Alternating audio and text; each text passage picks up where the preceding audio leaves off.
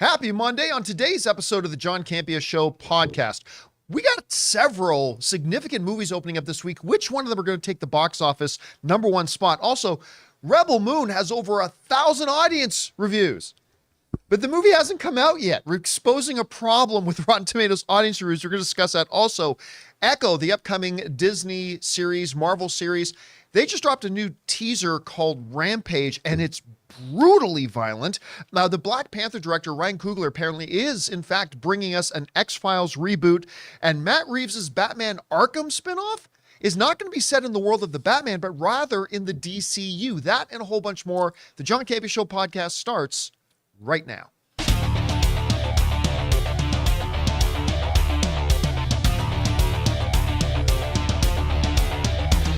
Well, greetings and salutations, everybody. Welcome to the best damn movie-related show on the planet Earth, the John Campea Show podcast, coming from right here in our quaint little studio, brought to you in part by our friends at Mint Mobile. I'm, of course, your host, John Campea, and it is an awesome honor and privilege, as it is every day, to have you, our international friends, gather around as we talk about our favorite things in the world, movies and movie news, TV and streaming, and all sorts of good stuff. Not just giving you our opinions, but also giving you some information and context so you guys can form your own well-informed opinions, whether they're the same or even a little bit different than ours. Joining me in studio today, I got Ray Ora. Hey, what's up? Jonathan Voikos here. Hello. Robert, writer, director, producer, Robert Meyer Burnett is here. Robert, how you doing? Free Margot. By the way, show everybody your shirt. Oh, this one? Oh, yeah. Okay, now, John Campea had an idea for a Christmas sweater. And I have to say that when he said that to me, I'm like, okay, well, it couldn't have been better than this. Let it snow, make it snow, make it snow. Look at that. Even a little Picard Season 3 Enterprise action. Those are some great colors, actually. I mean, actually, I got to tell you, I don't think this is an ugly Christmas sweater. No, it's not. I would rock this. I would rock this on a daily basis. Yeah, So, yeah, definitely. I want to thank John for this lovely gift, and I feel I can wear this almost anywhere. I just love how What they that- even have his hand up in the air, making the It's thing the like, best. make it snow. So do you like Fantastic. modern Star Trek now? He ignores you. No, I'm not gonna. No, this does not make me love modern Star Trek. That's classic Picard. Come on now. All right, guys, but most importantly, out of all of us, most importantly, you guys are here. Thank you so much for being here and making the show part of your day. Here's how the show's going to go. We're going to start off by me talking about all those topics that we listed off. Then in the last part of the show, we're going to take your live questions. Now, we already asked our beloved YouTube channel members to fire in some questions, but if you guys are watching live and you have a question, thought, opinion, critique, whatever, send it on in using the super chat feature in the live chat, and we'll get to those at the last part of the show. All right, guys. With that all down, let's jump into it here, shall we? We're going to start off with this. This is actually a pretty busy week coming up in the movie theaters. Of course, we had Wonka this past weekend, took #1 at the box office, made close to $40 million. Here's the more important thing, though. Wonka has made around $150 million worldwide. It cost $125 million to make. Screen Rant was saying they think the movie needs to make $250 to break even. I think it's closer to $300 million.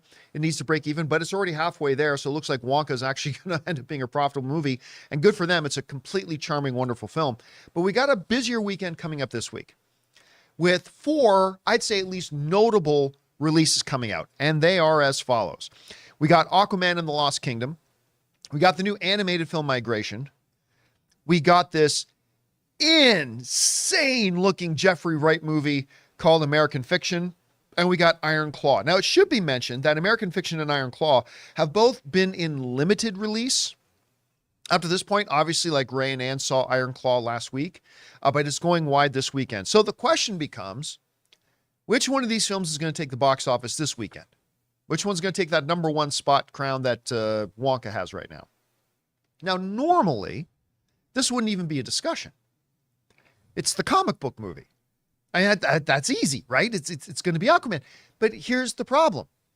For the past year and a half, and if you're the DCU, the last 5 years, comic book movies right now have been on a decline, not just in terms of quality, but as a result of the decline in quality, we've had a decline in the box office returns. Meanwhile, we've got an animated family film that's coming out that often jumps up to bite people in the ass. Right? Now, look, it's not going to be American Fiction is not going to take the box office this weekend, despite the fact that it might be one of the best films of the year. I haven't seen it yet myself. I'm going to see it in about 48 hours. But a lot of people talking about could be one of the best films of the year. Can't wait to see it. It's not going to be Iron Claw because we just know this just doesn't have that kind of buzz going around about it, even though everybody says it's a wonderful film, yet extremely difficult to watch and kind of depressing. It's going to be Aquaman and the Lost Kingdom or Migration. All right. So, like I said, in days past, this is a no-brainer, right? The comic book movie wins.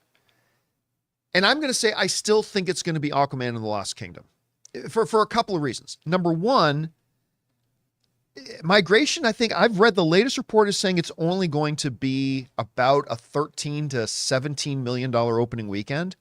And that by itself tells me that Aquaman's going to win, because in no reality do I believe that Aquaman and the Lost Kingdom is going to make under $20 million opening weekend. Even though I don't think it's going to be a great opening weekend, I think it'll be much more than that. I personally think Aquaman and the Lost Kingdom is going to probably bubble in around... I'm going to guess 45 million. I'm going to go out on a limb and guess 45 million, which will be not bad. I mean, it'll be better than what Wonka did. I just don't think it's going to be that 60 to 70 million that the first Aquaman made. And I don't think it's going to get anywhere near the $1 billion mark. But you know what? I bought my tickets to it. I don't care about all the drama surrounding it. I don't care that it's the last film in the DCU. I don't care about the track record of failure for the last 5 years, the DCU. I had a lot of fun with the first one. I got my tickets to the second one in about 48 hours, and I'm looking forward to seeing it. I don't care what anybody else says. I just don't think it's going to do all that great. Rob, we got 4 notable releases coming out this week. We got Aquaman, we got Migration, we got The Iron Claw, and we've got American Fiction. Which one of these are you most looking forward to? And do you agree that you think Aquaman's going to take that top spot? Well, to be fair, the thing I want the most to see is American Fiction. Yeah, I mean, me too. everyone, the people I've known who've seen it, and then the reviews and things I've read, people are saying it's one of the best movies of the year. I love satires like this. I love Jeffrey Wright. I love the premise. The trailer makes me laugh. I think it's the kind of movie that we need to see today. And I can't wait to see it. I mean, it really is, for me, that and Ferrari. I don't know if Ferrari opens in limited release, but Michael Mann's Ferrari, I don't know if it opens this weekend. But those are the 2 movies I'm most looking forward to at the end of the year. And followed up very, very right in the rear, the third movie I really want to see is Aquaman. Because, John, you and I, we saw Aquaman together in IMAX at Universal. We went to Universal Studios, right? Watched it there, and I loved it. It made me feel like I was an 8-year-old kid watching a Ray Harryhausen movie like Jason and the Argonauts or something, and I loved it. I mean, they've been releasing more and more TV spots and trailers, and everything I've seen from Aquaman, I'm like, what's not to love? I mean, it's exactly what I want it to be. I mean, look. If the story's stupid, and it doesn't look stupid, it looks like we're getting some, not Jason Momoa, but what do you call P. Willie? P. Willie. P. Willie, baby. We got P. Willie looks great. Most ripped he's ever been. Yaya looks great. We got Black Manta is finally mantaing up the way I wanted to see it. And I love that. The costume, the design, maybe they'll finally make a hot toy of that Black Manta figure. I don't know. I hope they do. I can't wait. I'm excited. Now, the animated film, I mean, it looks good. Does it? I guess. Do you think it looks good? It doesn't. Because, I mean, they showed us... I feel kind of indifferent. They showed us a big presentation for Migration at CinemaCon back in April. And even then I looked at it and said, is this supposed to be funny? Is this supposed to be charming? I don't think it looks good at all. But Illumination, they do good work. They do. No, they have put out some really good, enjoyable stuff. I just look at this and I'm going, what? What are we looking at? It could be one of those sad things where, like, the bad guys. You remember the bad guys? I'm not sure if that was Illumination or not. Yeah, that won a lot of people over. The bad guys. Yeah. I thought that was a pretty good movie. Where it was under the radar. I mean, it didn't make money. Hopefully, I think what this weekend got going for him is people have choices. These are 4 different type of movies. Yeah, very different films. And I hope they all get their money's worth, because this is one of those rare occasions where you pick a genre and there's a new movie playing. Yeah. Within that sort of By the way, one of our viewers in the live chat suggested, well, go look at the seating chart. So I've pulled up the seating chart for the movie, the screening we're going to go see of Aquaman, Ray. So I just went for the first screening on Thursday at 3:45 in the afternoon. And here's the seating chart. Whoa, which ones are you? The Oh three in the my middle. God. The three right in the middle, that's the seats for me, Ray, and Ann. They said Aquaman. Aquaman. Now that granted, that's at 3:45 in the afternoon. So let me go back and check another screening. I think you bought the whole theater. Let's see the 3 screening p.m. for us. Let's see the IMAX 3D 3 p.m. Oh, it's in 3D? The one in the IMAX is. Okay, that sold that many tickets. Remember, this movie is not 4 weeks away. It's coming out in a couple of days. Oh, geez. Okay, well, I haven't looked yet. Let's look at the AMC Dolby Prime. 7:35. I expect this is going to be at least half full. All right, here we go. Ready? Let's click on it. Let's go. This is the AMC Prime. All right, Yeah. there you go. There you go. Bunch of tickets sold for What the about AMC migration? Prime. Are we gonna go over migration? Oh my gosh, should I look at migration? Yeah, let's just go the earliest one. Let me see if I can find it. Let me see if Burbank's IMAX is empty, but Burbank's Dolby Cinema is, I'd say, 60% full, maybe 65. Right, now that's the best top of the line theater. So let's take a look Maybe at. they don't have any early screening. Why are they calling it winged? But not winged migration. Anyway, let's not waste any time. Yeah. So there you have it, guys. Let's. Who do you think is going to take the weekend this week? Let us know what you guys think. All right, with that down, let's move on to this, shall we? Those are movies opening in theaters that we just talked about, but there's a significant movie opening up on Netflix this week. Rebel Moon, the in certain circles highly anticipated new Zack Snyder film that is not just a Zack Snyder film, but it is it's not just a Zack Snyder single film, but it's part 1 of 2, and what they're hoping is going to be a cinematic universe. Now, we already talked last week about the fact that the critic ratings have come out and they're pretty low, despite the fact that the critics quite liked Zack Snyder's last film, Army of the Dead. They didn't like this one so much. But that brings us to today's Mint Mobile hotline question of the day. Listen, guys, if you've got a question for our show and you'd like to hear your voice on our show, go ahead and call our Mint Mobile hotline anytime, 24 hours a day, 7 days a week at 951-268-4259. And today's question is about, will the audience score for this movie that hasn't come out yet? Check it out. Good morning, John Campea and crew. It's Theo calling from Phoenix. Last week, we had the critic review of Rebel Moon, which really wasn't good. Unfortunately, like the next day, reviews started coming out for the audience scores. And surprisingly, it was higher than expected, that we all wanted to see. But the funny thing is, if you read through the audience scores, you find out that most people who are writing reviews haven't even seen the movie. Do you think this is a bad image on the movie? And do you think it's also a bad image on some of what people refer to as Snyder causes? That they are the ones writing these reviews just to give this movie a good boost? Please, let me know. May your team and you have a wonderful day.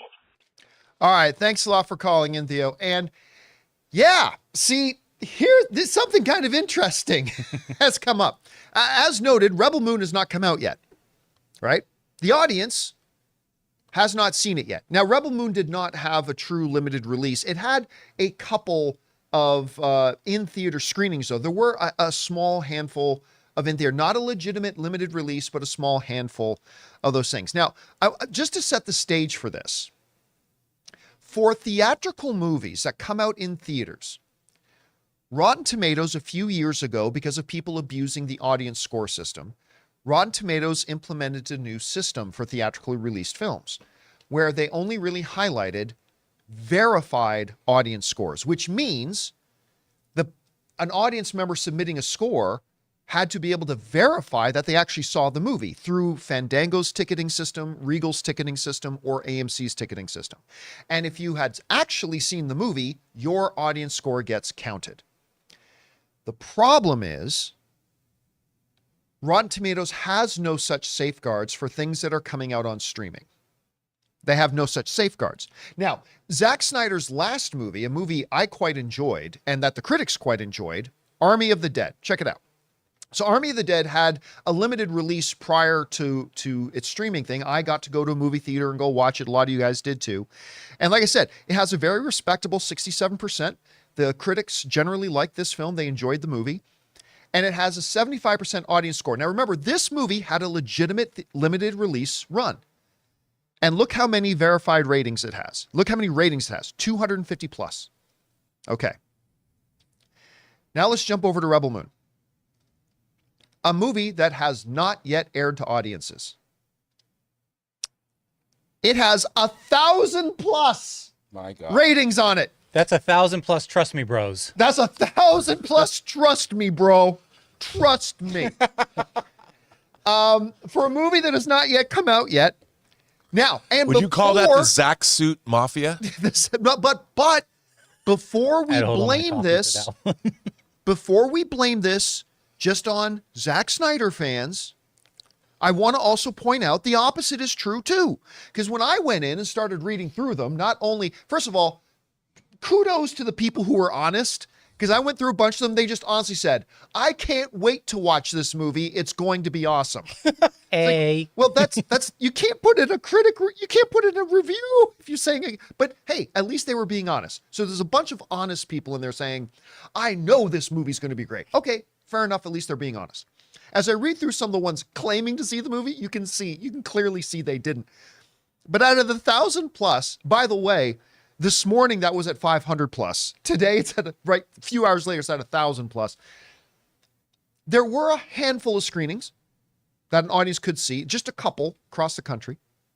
So there are some verified scores. Out of the 1,000 plus that are in there, anybody want to take a guess how many? Actually, Ray heard me say it. So Rob, do you want to take a guess? Out of those 1,000 plus, how many are verified that they actually saw the movie already and they've submitted a score for it? Do you want to take a guess? 75. No. Less. 50? Another guess? How 50? many? Less. 30? Less. 2. 6? Less. Less than 6? Less than 6. 0? 3. Oh, I said 2. I was off by 1.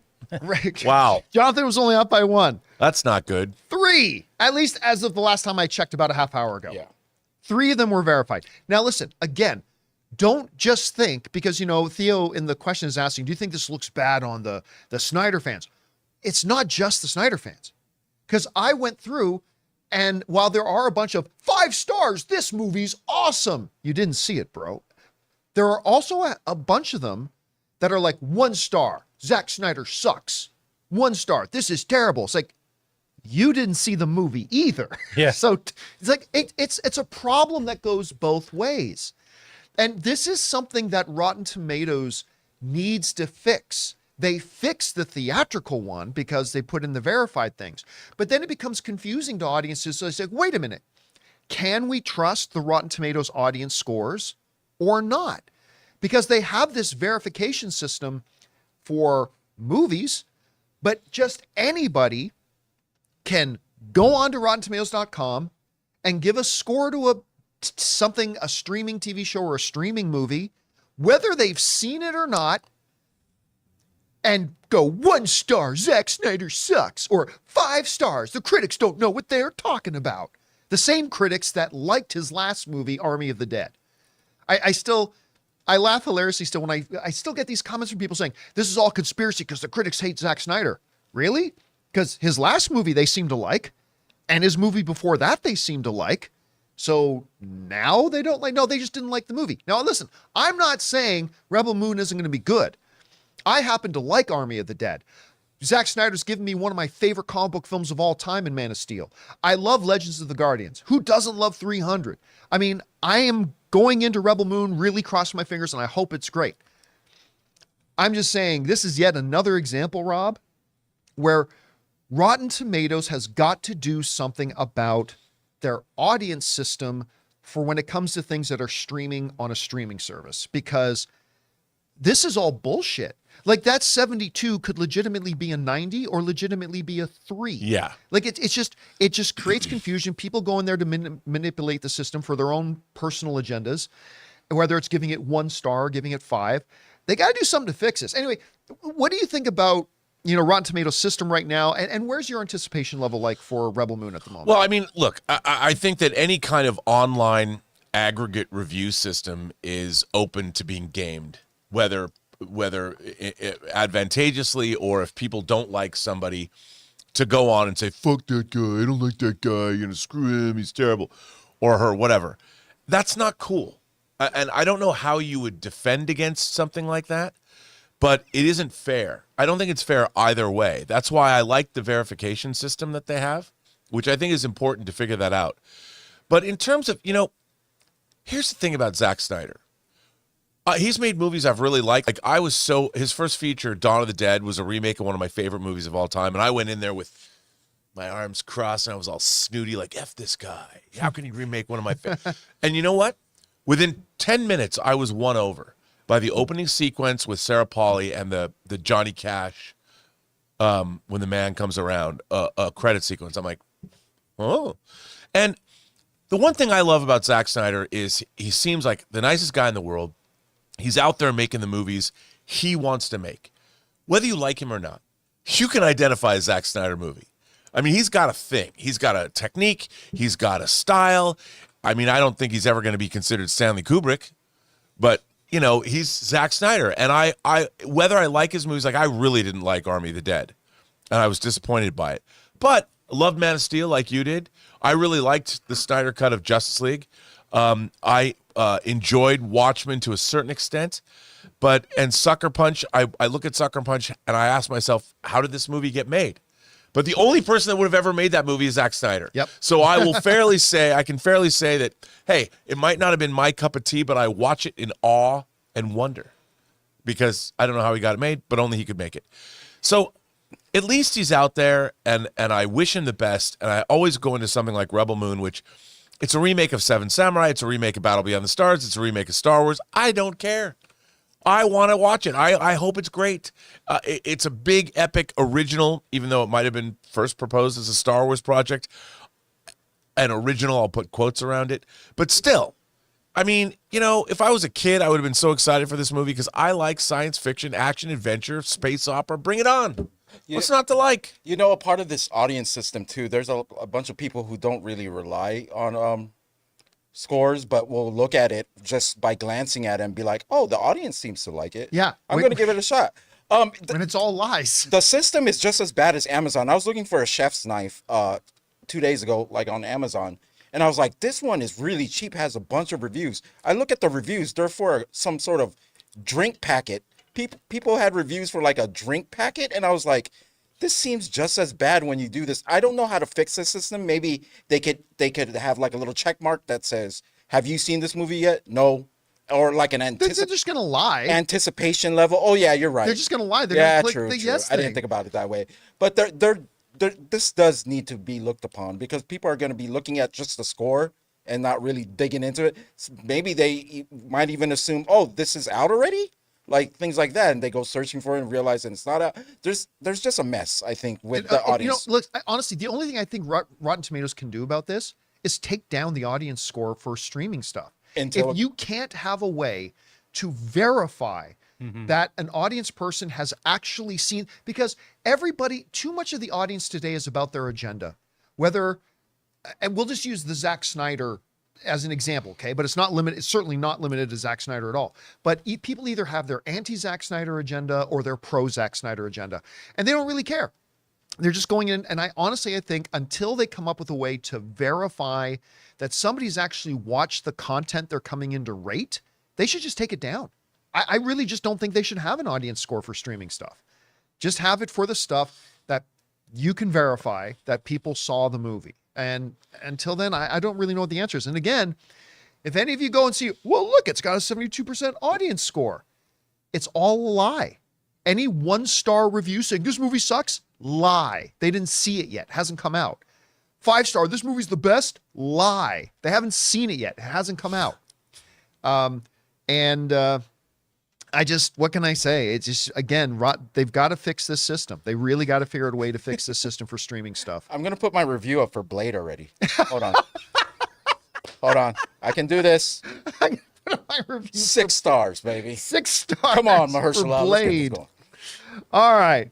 with that down, let's move on to this, shall we? Speaking of stuff coming out on streaming, I don't know that there's been an upcoming streaming thing that I had been less interested in than Echo, a character they introduced on Hawkeye horribly that made me even less interested in seeing an Echo spinoff show before I saw Echo introduced on the Hawkeye series. Did a terrible job with that, in my opinion, at any rate. Then all of a sudden, they dropped this one trailer. You guys remember a few weeks back that made everybody go, wait, what? What? That looks really good. Like even I, who couldn't give 2 squirts of urine about Echo, even I had to go, well, actually that looks pretty okay. And then we started hearing first reactions coming out about it. At least people who saw the first couple of episodes, and they say, this is actually pretty good. And a couple of people who said that, I know for a fact, have not been looking forward to this show at all. I'm like, okay, that's interesting. Well, now they've dropped another trailer, a little teaser, and they hearken back to the days of old movie trailers with the voice of God in a world, where they actually have the in a world voice going on. Now comes Disney's most brutal show ever. Catch all 5 episodes. Actually, it actually made me roll my eyes. The narrator talking like this. But they promote it as the most gritty, violent show Disney Plus has ever put out. And whereas that first trailer looked pretty gritty and violent, this trailer was just all violence porn. I mean, it was. It was just from the first start. Kingpin thanks you for a service. Shoot the guy in the face. Cutting guys' necks with blades in your boot, breaking a guy's necks, beating the living crap out of people. Like, I mean, it's just all violence. And Kingpin going, you want a war? Ah, I'll break out my Hawaiian shirt if you're not careful. Yeah, so I mean, it's brutal. And they go, but at the same time, I got to say this. The ad spot is pure pandering to the people who are like, I want R-rated stuff. This whole trailer spot is just a pure pander to those people, because this is Disney's most brutal thing yet. All 5 episodes. Oh, and you got to make sure you go in and click on TVMA on your Disney Plus. They actually go out of the way to say that. I mean, it's pure pandering. 100% it is. But again, I'm not going to lie. I got even a little bit more interested in watching Echo after watching this particular spot. Anyway, Rob, you had a chance to see the new spot for Echo titled Rampage, which, by the way, the name of my superhero role-playing game character when I play DC Heroes. Echo Rampage, what did you think of the spot? Despite my better judgment, I'm like, I'll watch that. I mean, you know, here was my problem. I mean, I just felt that actress, I don't remember her name. Alaqua Cox? I didn't find her a very compelling presence in Hawkeye.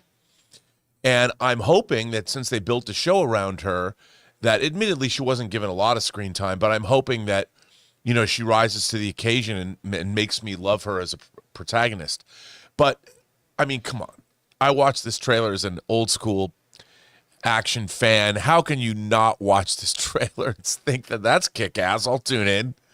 I just hope it doesn't turn out to be a disappointment, John. I really want it to be great. I really do. Ray, Jonathan, you guys had a chance to watch the trailer. What did you guys think of it? Go ahead, Ray. Oh, well, I'm ready for this show. I mean, I had nothing against Hawkeye. I actually want to know more about this character.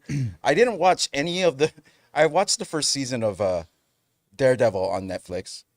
I'm not sure if Kingpin was introduced in that season. I forgot. It was a long time ago. In Hawkeye? No, in Daredevil season 1. Oh, yeah. That's yeah. the only... I just want to see what they're going to do with this at TVMA. I mean, you were there when I was watching the trailer, right? Yeah. And we just got something. Okay. Yeah. So I'm looking forward to it. But did you get that message? All right. Anyway, Jonathan, what do you think about it? Okay, yeah. Yes, they are pandering in it. But, like, I side with Rob. Like, Hey, I'm going down this 5-episode journey, man. Right. I'm gonna do it. You know, maybe all these scenes that were shown, that's the best of what's in it, and maybe the story is gobbledygook. We do got our man Daredevil in here fighting it up. So she dodged a swing at him. So, you know, she's putting up her own for a little bit.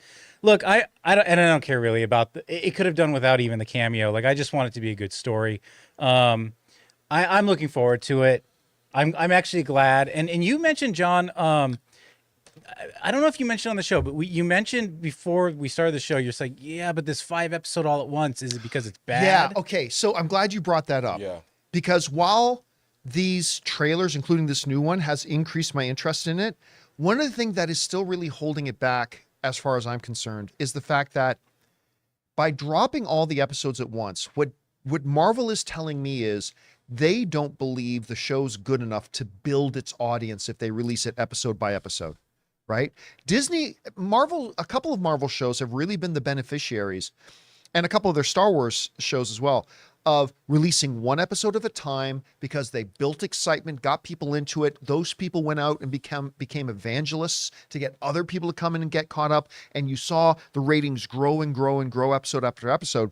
And it just makes me a little bit nervous when I see that Disney's like, we don't actually believe that would happen here. We don't believe the audience would grow week by week. So we're just going to drop all the episodes at once. And and also Daredevil Reborn or Born Again being delayed. It's going to be with this coming out so early. Because they're going to be connected, right? We see these two series probably connected. I mean, because Charlie Cox. I thought so before. I'm sure. Look, they're all in the MCU, so one way or another, they're going to be connected. Look, we need to move on though. Okay. We've gone on this a little bit long enough.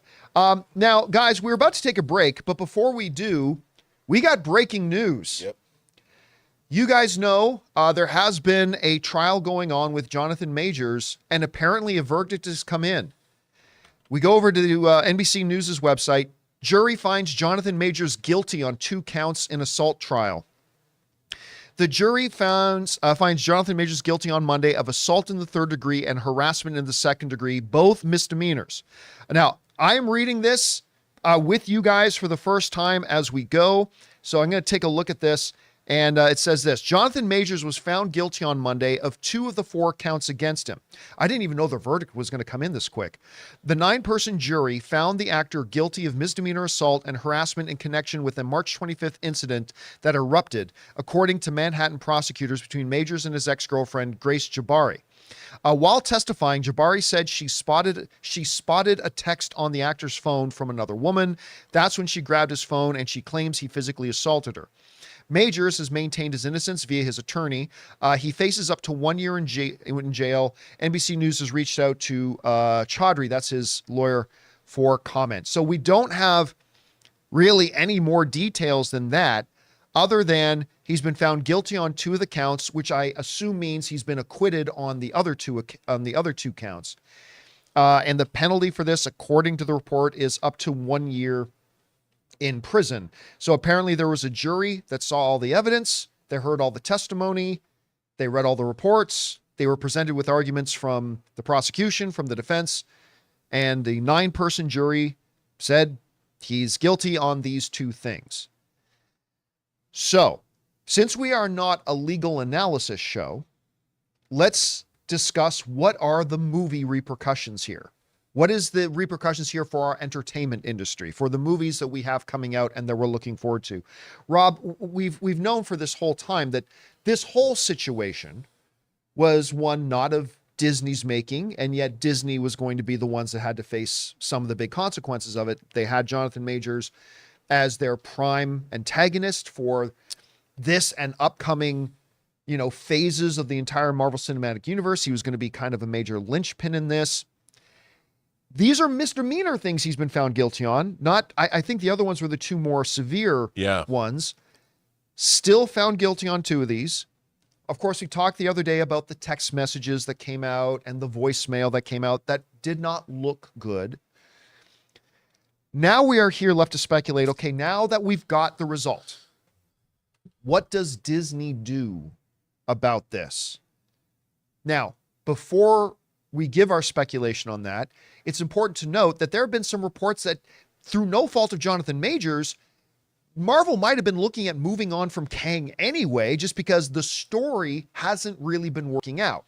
So there is a possibility that, innocent or guilty, they might have been moving on from Kang anyway, right? So we got to keep that in mind. But let's assume for a second that the plan was to stick with the plan, still have Kang. Rob, what do you think? And we're only speculating here. We're only, because we don't know. None of us have talked to Kevin Feige or Bob Iger or whoever, but what do you think Marvel does at this point? Do they either take out Kang or take out Jonathan Majors as Kang? Do you think they continue on? How do you think Disney has to respond now? Well, first of all, a misdemeanor, a third-degree misdemeanor assault charge, someone takes your phone, you push back, that could be considered misdemeanor assault. It's not like somebody belted somebody in the face. So, not that I'm absolving anyone of guilt, but at least it's not like a first-degree assault charge. Yeah, these are, again, let me emphasize, these are the least severe of the 4 charges that absolutely. I mean, the real question is, it sounded like it was an altercation amongst people. It happens. I think, though, that Disney being a family company, I think they have extra pressure on them to try and keep people as squeaky clean as possible. I mean, whether that's right or wrong, I think that's Disney's, that's kind of what they want to, that's the image they want to put out into the world. So I do think that Jonathan Majors as Kang is in a precarious position. Yet they have set it up that there's many different variants of Kang. There's nothing that says that Jonathan Majors can't be replaced. Terrence Howard was replaced as Rhodey, and they literally say in Iron Man 2, listen, let's not talk. He says, Don Cheadle says something effective. I'm here. It's me. Get over it. Let's get over it. And so they could easily do that. Whether they're going to move forward with Kang, I think, is not necessarily contingent about this court case. The Kang character has not been set up and worked as I think they thought that he would. Yeah, agreed. So it would not surprise me if they go into a different direction. Maybe they introduced Doom earlier, but maybe they are too far down the road. I mean, we've heard announcements that the Kang Dynasty, Avengers Kang Dynasty, is still continuing as Avengers Kang Dynasty. So until we hear otherwise, I don't think we can say anything definitively, but I can say this from my perspective. Right now, they're at a crossroads. It wouldn't surprise me if they replace Jonathan Majors and move forward with the Kang Dynasty project as they conceived it. But then again, it also wouldn't surprise me if they scrap the Kang storyline altogether. So I think we're at a crossroads now, and I think Disney has a decision to make that I think they might not have made yet. See, I think this is the result that literally does put Disney in a position where I think all their options are open to them. Because if he was just acquitted of everything, right? I think, were they still going to do the Kang story, I think they would have quickly said, okay, he was acquitted on everything. We're going to keep him as Kang. If he was found guilty of, say, a couple of the more severe charges, I think that makes it pretty cut and dry. I think Disney then goes, you know what?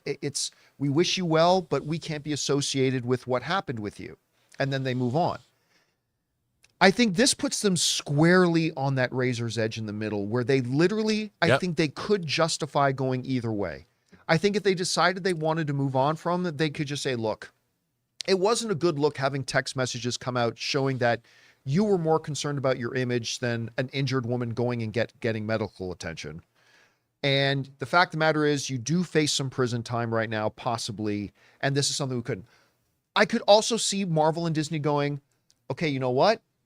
It's not a good look, but you were acquitted on the more serious charges, and we're going to take a little bit of a PR hit probably, but we think we can keep moving forward with you. I honestly don't know which way they're going to go on this. This is the exact verdict that I think puts it as an all options are still on the table. So, and by the way, I wouldn't blame them from either one. They've got a lot invested in Jonathan Majors. I wouldn't blame them if they decided, you know what, let's keep moving forward with them. And it's just enough of a bad look that I wouldn't blame them if they went, you know what, we've got enough problems that we're dealing with right now. We don't want to bring this into the house too. So I can see them going either way on this. It's going to be really interesting to see what happens in the coming days. Again, guys, this literally is just breaking. We're going to have to wait to hear more details about what's going on, and we'll talk more about it in the coming days. All right, guys. With that down, we still got to talk about new reports coming out confirming that Ryan Coogler is in fact going to be rebooting the X-Files for Disney, and Matt Reeves is developing an Arkham series that is not going to be based in the Batman universe, but rather in the brand new James Gunn DCU. We're going to talk about that and a few things more, but before we do, we're going to take a quick moment here and thank one of the sponsors of today's episode, two of them actually, our friends at Factor and Quip. Guys, we want to thank a sponsor of this video, Factor. This bustling holiday season, you might be looking for nutritious, flavorful meals to fuel you on jam-packed days. Factor, America's #1 ready-to-eat meal delivery service, can help you eat well for breakfast, lunch, and dinner with chef-prepared, dietitian-approved, ready-to-eat meals delivered straight to your door. You'll save time and stay on track with your healthy lifestyle while tackling all your holiday to-dos. Cross meal prepping off your list this holiday season with Factor. Skip the meal planning, grocery shopping, chopping, prepping, and cleaning up, and get Factor's fresh, never frozen meals delivered to your door. They're ready in just 2 minutes, so all you have to do is heat and enjoy. Choose from 35 plus chef-crafted meals every week that support a healthy lifestyle and meet your meal preferences. Looking for calorie-conscious options over the holidays that don't skimp on the flavor? Try delicious, dietitian-approved, calorie-smart meals with around or less than 550 calories per serving. And Factor isn't just for dinner. Count on extra convenience any time of the day with an assortment of 55 plus add-ons to suit various preferences and tastes. So guys, head to factormeals.com/Campea50 and use the code Campea50 to get 50% off. That's code Campea50 at factormeals.com/Campea50 to get 50% off. Guys, we want to take a second to thank the sponsor of today's video, Quip. Good health starts with good habits, and Quip makes forming good dental habits easy by delivering all of the oral care essentials that you need to care for your mouth. I've already told you guys about their incredible toothbrush that is now my favorite toothbrush I've ever owned, and their mints and gum are amazing. But now I want to tell you about their water flosser. It hits all the right spots with gentle or deep cleaning pressure at the touch of a button. And don't worry about recharging. The cordless rechargeable battery lasts up to 8 weeks with daily use, no bulky charger or dock or tangled cords. It blasts away up to 99.9% of plaque and popcorn from treated areas with precision thanks to the 360-degree rotating magnetic floss tip that snaps right into place. It's easy to control water flow that leaves you feeling squeaky clean. And the sleek and slim design, it keeps your countertops as clean as your teeth. So guys, if you go to getquip.com/Campea right now, you'll get 20% off any electric toothbrush, mint and gum dispenser, and water flosser. That's 20% off any electric toothbrush, mint and gum dispenser, water flosser at getquip.com/Campea. Spelt GETQUIP.com/Campea. Quip, the good habits company. And thank you to our friends at Factor and Quip for sponsoring today's episode of the John Campea Show podcast. All right, guys, with that down, let's move on to this, shall we? There's a report now out saying that Ryan Coogler, of course, the director of things like Creed, Fruitvale Station, Black Panthers 1 and 2, is going to be spearheading and developing a brand new X-Files reboot. As a matter of fact, if we go over and take a look at IGN, they have the story here saying, the X-Files reportedly getting a new version from Black Panther director The Truth Is Out There. And it reads as follows. The X-Files is reportedly making a comeback yet again after its recent lackluster revival. According to Bloomberg, the popular 90s sci-fi show is in the running for what sounds like a reboot, with Disney eyeing a new version from Black Panther director Ryan Coogler. However, what form that will take remains to be seen. Now, if that sounds a little bit familiar, like, wait a minute, didn't I hear some about that before? Well, you wouldn't be wrong, because all the way back in March, the beginning of the year, the original story actually came out that Coogler was going to be developing an X-Files reboot, and that came from X-Files original creator Chris Carter, who said he was excited that, he was just talked with Ryan Coogler, and Ryan Coogler was going to be developing this thing. Now, then why is it a story again, apparently? Well, part of the reason why it's a story again is because nothing was heard about it after March. So April, May, June, July, August, September, October, November, like 9 months ago, a full baby ago, That came out, and then nothing. And then some people started to speculate a couple of months ago that, oh, that project got scrapped. But apparently, according to this new report in Bloomberg, Ryan Coogler's still doing this thing. And Rob, I guess we shouldn't be surprised. Like, we heard that Ryan Coogler signed an overall development deal with Disney. Yeah. For their various branches of media. Obviously, we've got like a Wakanda, apparently now an animated Wakanda show coming. We got a Wakanda live action show coming. He's going to be working on other projects. But in X-Files, okay, two questions. I know you watched the original X-Files. Oh, yes. Big fan. Is the X-Files something, a conceit that could still work today? And is there a hunger for a relaunch of an X-Files project? And which form do you hope it takes? Could it be in the same world as Mulder and Scully, like years later, but with new characters? Should it be a reboot with the original characters? Should it be a totally reimagining of the X-Files concept? What do you think? Well, first of all, we live in an X-Files world now. I mean, I'm watching stories about UAPs and the fact that aerospace companies have been maybe it's not alien technology, whatever technology it is. You're seeing hearings at congressional hearings about UFOs or UAPs. So I think our world is more X-Files than it's ever been. Conspiracy theories with the internet, computers, AI, UAPs. Our world is ripe for an X-Files remake. I think what Ryan Coogler did with Creed and how he updated the Rocky universe, stayed in universe, but gave it a great update, proves, first of all, I think Ryan Coogler is probably a huge X-Files fan. I would imagine he is. So I think, knowing what we know of him, he'd want to have it stay in continuity. The last 2 seasons of X-Files were really lackluster. They were not good. They weren't well watched. They weren't good. It wasn't well done. But this show, the premise, and to be fair, John, the X-Files premise way overstayed its welcome. They lost the engine that made it go. But the first seasons 2, 3, 4, and to a certain extent 5 and some of 6 were incredible genre television. And I think Ryan Coogler is the perfect guy to bring it back. I think Disney's poised to have something really cool. I think it should stay in continuity so they can bring back Scully and Mulder if they need to. But I think it could be a whole new group of people and an ensemble show, maybe, not just Mulder and Scully. I think it could be great. But again, it needs somebody that really knows and understands and has a vision for the concept. And I think Ryan Coogler's the man to do it. I think he's thought about it a lot.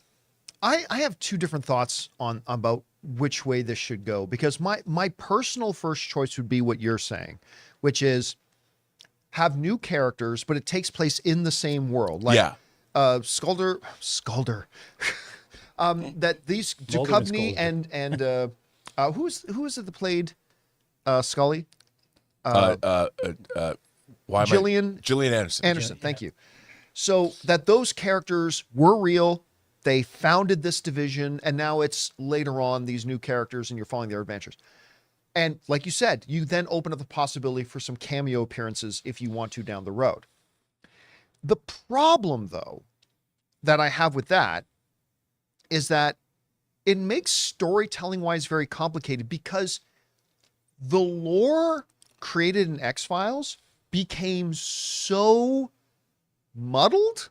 I mean, there's so much that they say this is a reality in this world, and this happened in this world, and this happened in this world. It's like, where do you go from there? Like, how do you start with a sense of conspiracy or a sense of wonder when they kind of made everything like very complex? And like, it's almost like they'd be starting with their hands handcuffed a little bit. You're not wrong. Like, whereas with Rocky, because I'm so glad you brought, that's such a great observation, that we have an example of Ryan Coogler coming in, telling a new story, say, let's make it in the same world and connect it to the old world. But you really are starting fresh, page 1, with a brand new character, right? And Rocky's going to be there. But with X-Files, what is there going to be a mystery that they're going to find out there are aliens? Well, we've already kind of covered that in the universe of the X-Files, right? So I don't know. Ryan Coogler calls you on the phone today and starts, Rob, I got to make a decision here. Like the Iger wants an answer from me. Is it going to be continuation, or is it going to be kind of a new way of looking at X-Files? Which way are you recommending he goes? I would rather see him do a continuation, but what you can do is you can reframe everything that came before and show it to us in a different way. that what we thought that was happening was not quite what was happening, and it's being reframed now. And I think that there's so much interesting stuff occurring because, look, even in our own world, the X-Files started in 93. And it was playing in, I can't believe it's 30 years old. And it was playing into the idea that we'd had Project Blue Book in the 60s looking for aliens. And we had Roswell. And all that stuff really had been in our culture for a long time. And we had Who Shot JFK and coming off of Oliver Stone's movie, that conspiracy thriller stuff. It was very rich in the culture already. But now our world has gotten even wackier. You know, with the rise of the internet and all these different crazy groups all over the place and belief systems and flat earthers, and call it what you want, but there's so many different interesting fringe elements that have arisen because of the internet and the world. And maybe what they knew in the 90s was something that isn't the real truth that everybody was looking for, is very different and very weird. And what we saw in the X-Files was framed one way, but like Obi-Wan said, from a certain point of view. From a certain point of view. What you thought you knew is wrong, you know, and play around with that, because I think that could really do a lot for the show. Again, what this show needs more than anything is a strong vision, because I think the 2 seasons they did, the reboots, were really lackluster and really disappointing. And so is that second movie. But here's another part of the question, though, because you brought up the response to and the quality of the relaunching of the show. I wonder if there's a hunger for that kind of show anymore, because I think about a year or two ago, guys in the live chat, help me out here if you remember the name of the show, because I cannot remember the name of it. But about a year or two ago, I think it was Fox, it might have been another network, launched a new show that was kind of X-Files-ish. The basic conceit of the show was there was an alien spacecraft that got destroyed and fragments of it fell to Earth. Oh, yeah. And this dual British-American government team. It wasn't V, right? No, it wasn't. No. I watched this But show. yeah, I can't remember so the name of it. Each fragment of the debris of the alien ship would give a person who found it a different superhuman power. Yep. And so if you found this scrap piece of metal, it gave you this power. If you found a different piece of metal, it gave you this other power. And this secret organized group was going around to, no, it wasn't Fringe. No. It wasn't the Blue I Book. watched this show too. Somebody you're saying is actually called Debris. Yes. What's it actually Yes. called? It's called Debris. Yeah. And so it was very much in the spirit of an X-Files sort of thing. And I actually thought the show was pretty good. Yeah.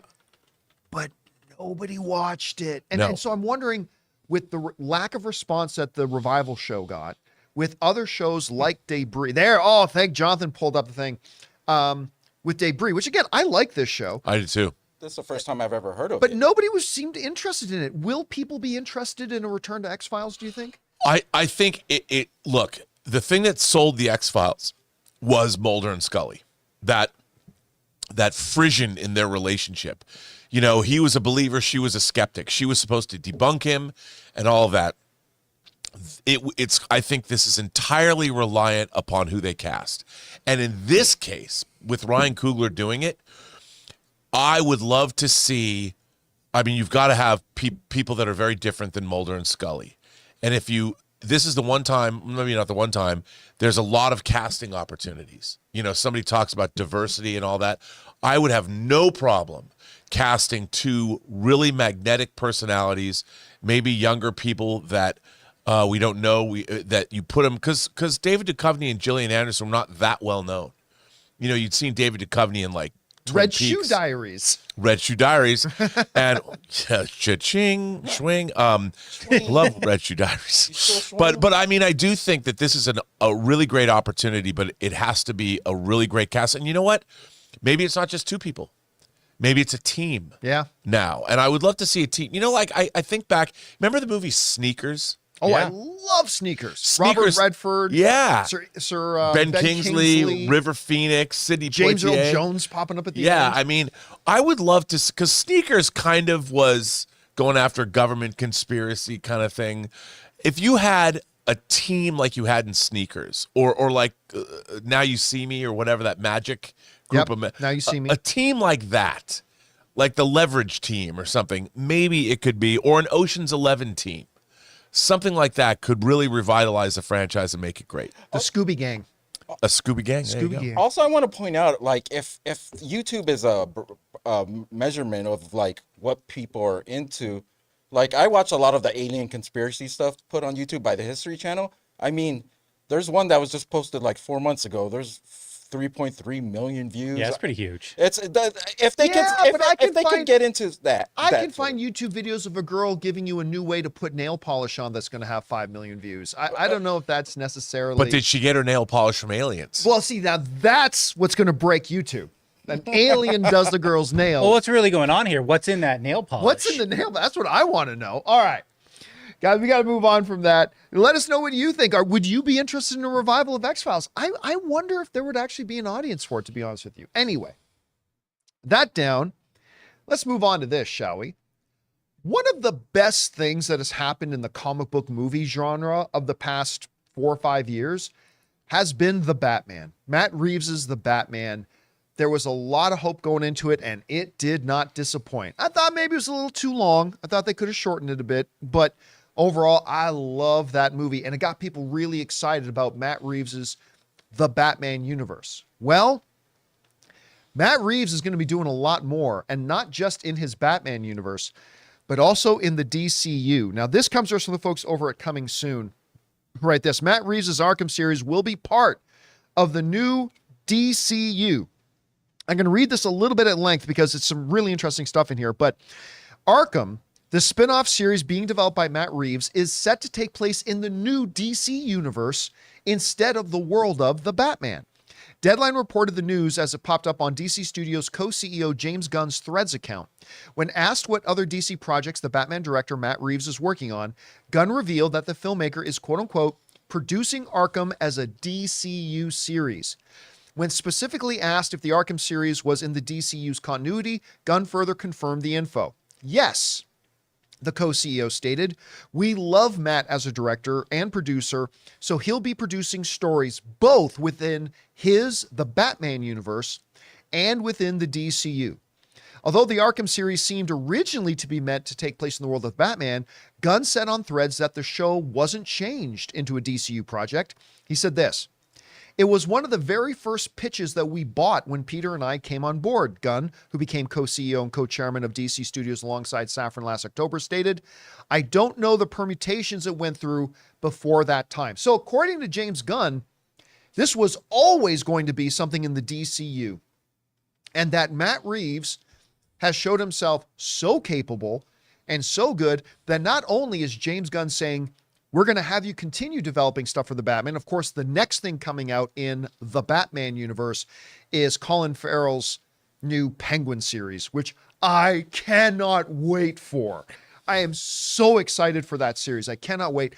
So he's going to continue to do stuff in the Batman universe, but also producing and directing stuff within the universe of this brand new DCU that's kicking off in 2025 with James Gunn's Superman Legacy.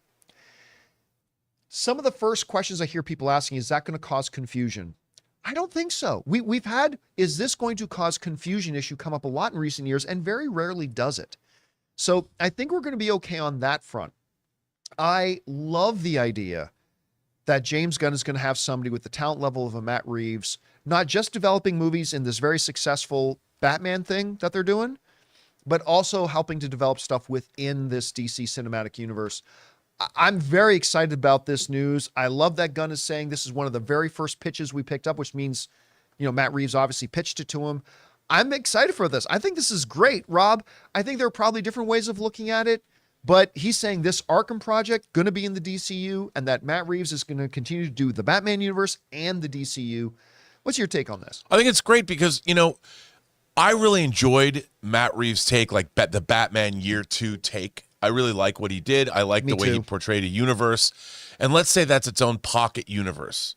But him coming up with Arkham and a new take. I mean, we saw Arkham obviously in the Batman, but coming up with his sensibility, whatever that sensibility is that I've enjoyed throughout the movies he's made, him doing an Arkham series, he's going to bring that sensibility to it. I'm looking forward to seeing what that is.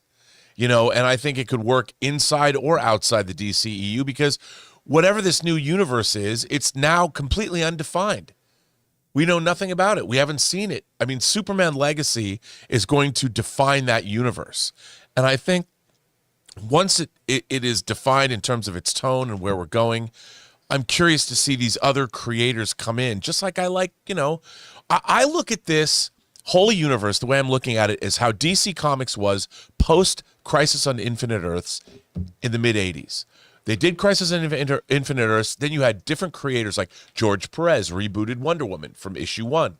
John Byrne came in and rebooted Superman from issue 1. And you had these things, and they were building a new universe and a new continuity with new creators as they went along in the wake of this giant cataclysm. So I kind of feel that, and James Gunn is a child of the 80s, and I think that's exactly what he's doing, and bringing in different creators to work under Gunn's umbrella, Peter Safran's umbrella, but mostly Gunn's. I'm looking forward to it. I think he has a vision. I think he knows what's up. I think he's going to give us something unified and cohesive, and he's going to have all these creators that are pretty much handpicked, going to do something really special. And Arkham is going to be kind of a vital part because it's not just Batman, it's the Arkham Asylum where all of these rogues, whether it's Flash's rogues or Superman's rogues or Batman's rogues, are going to be part of and coming from and in and out of. And it's going to be a focal point, a fulcrum, if you will, of that universe. And I think knowing that they're working on it this far in advance, I think they're going to have something great. I mean, I think we should all give James Gunn the benefit of the doubt. He made 3 great Guardians of the Galaxy movies, a really fun Suicide Squad movie. I love Slither. I love Super. Give the guy a chance to build it.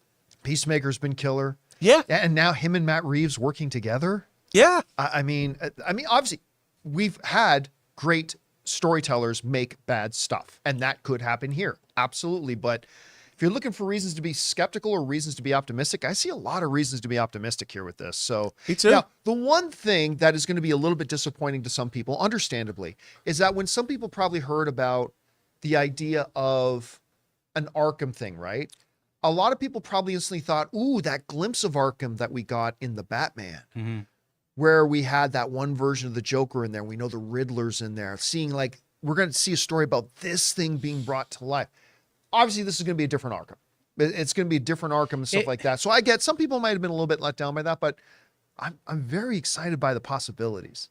It makes me wonder the process that I go through when I make these things is because, in the Batman, but in all seriousness, Reeves' method, because in the Batman, he has a specific look for, someone like the Penguin or someone like the Joker, but now they're going to have to look different.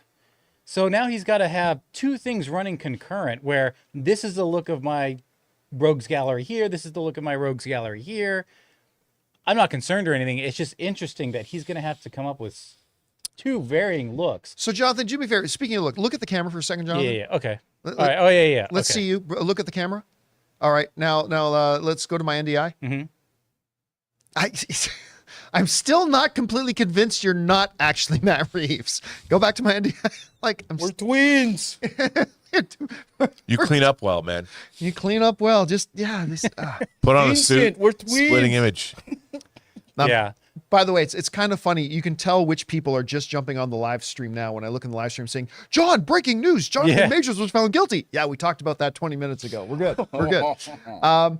Anyway, I think this sounds pretty exciting. So what do you guys think about that? All right, guys, listen. We're now going to go to the most important part of the show, which is where we hear from you. What are your thoughts, theories, opinions, or questions you have about any of the topics that we discussed today or anything else for that matter? But before we get to that, we're going to take another moment and thank a couple of more sponsors of today's episode of the John Campea Show podcast, our friends at Rocket Money and my mobile service provider, and they should be yours, Mint Mobile. We want to take a second to thank a sponsor of today's episode, Rocket Money. Do you struggle to save money every month? With Rocket Money, you can quickly identify all those sneaky subscriptions that keep charging you month after month and cancel any you no longer use. For example, did you know that over 80% of people have subscriptions that they've completely forgotten about? It's too easy to subscribe to a free trial of something and then completely forget about it once you stop using it. That's why I'm such a big fan of Rocket Money. I've told you guys before that when I started using Rocket Money, I realized that I was still subscribed to a gym in another city I had moved away from 2 years ago. Also, my music music service? Yeah, I found out I was still subscribed to 2 others. How much do you think you're paying a month on subscriptions? Most people think they're paying $80 a month, but they're actually paying closer to $200. That's why I use Rocket Money. Rocket Money is a personal finance app that finds and cancels your unwanted subscriptions, monitors your spending, and helps you lower your bills all in one place. With Rocket Money, you can easily cancel the ones you don't want with just the press of a button. With over 5 million users and counting, Rocket Money has helped save its customers on an average of $720 a year and $1 billion in total savings so far. So stop wasting money on things you don't use. Cancel your unwanted subscriptions and manage your money the easy way by going to rocketmoney.com/Campea. That's rocketmoney.com/Campea. rocketmoney.com/Campea. Guys, we want to take a moment to thank a sponsor of today's video, Mint Mobile. Give yourself the gift of insane savings this holiday season with Mint Mobile's best wireless deal of the year. Right now, when you switch to Mint Mobile and buy any 3-month plan, you'll get another 3 months for free. That's 6 months of premium wireless service for the price of 3. And Mint Mobile lets you order and activate from home while saving tons on phone plans starting at just $15 a month. Seriously, I can't think of a better gift than turning an overpriced wireless bill into just $15 a month with Mint Mobile. I've told you guys many times, since switching to Mint Mobile, I am spending less than a third on my mobile service plan with Mint than I was on the previous big carrier who was my provider. By going online only and eliminating the traditional cost of retail, Mint Mobile passes the significant savings on to you. All plans come with unlimited talk and text plus high-speed data delivered on the nation's largest 5G network. Use your own phone with any Mint Mobile plan and switch easily and effortlessly with eSIM. So again, for a limited time, buy any 3-month Mint Mobile plan and get 3 more months free by going to mintmobile.com/Campea. Cut your wireless bill to $15 a month at mintmobile.com/Campea. And thank you to our friends at Rocket Money and Mint Mobile for sponsoring today's episode of the John Campea Show podcast. All right, let's get on to the real important stuff. You guys, what are you guys talking about? Let's get over there. Jonathan, what do we got? Brandon says, a recent report said studios aren't marketing musicals as musicals because test audiences hate musicals. Guess this explains the Mean Girls marketing. Yeah, a lot of them you can't really tell. Like, the last one I remember that really promoted themselves as a musical was Steven Spielberg's West Side Story. Right. Because the trailer was like all singing and dancing, right? The Mean Girls thing, what was the main plastic girl's name? Rachel McAdams' character's name? Regina. Regina. He goes, like, the first trailer I saw for the new Mean Girls was, I'm Regina. Like, yeah. And then vagina, like one little whatever. dance scene. That's it. But yeah, no music but for to the it. most part, it doesn't look like a musical, right? That could be considered deceptive marketing, but I get it. Well, here's the thing. If audiences aren't responding to musicals, why are they making musicals?